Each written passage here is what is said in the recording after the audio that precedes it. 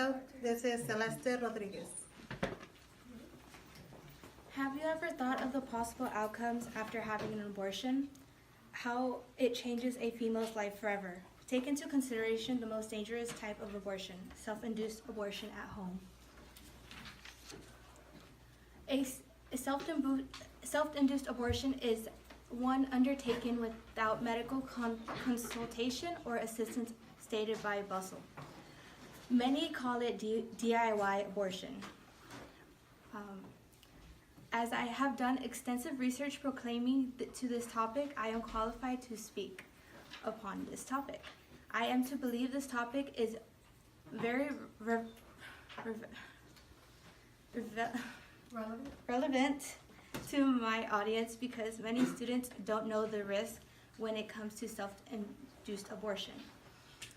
As an illustration in this speech, I will be discussing how a self-induced abortion does indeed have cons, but has a sort of pro. Pro number one, for example. In some cases, women cannot carry their child to full term. They'd have a condition that if they were to continue their pregnancy, it would be life-threatening to the woman and or the baby also. Having an abortion would be the only option for the sake of the woman's life.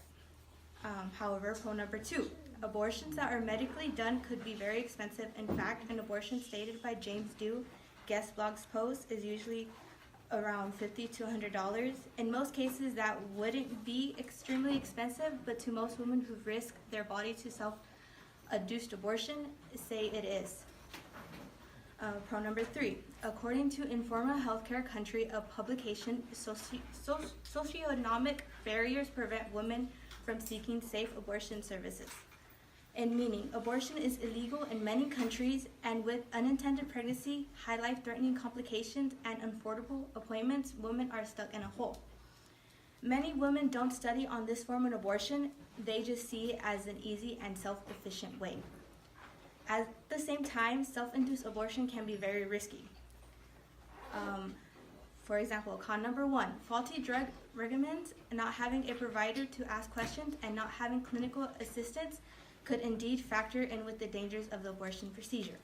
In fact, Informa Healthcare Country of Publications, according to them, they have a case of a 34-year-old woman who indeed self-administered 10 tablets of oral medication to terminate an 18-week pregnancy.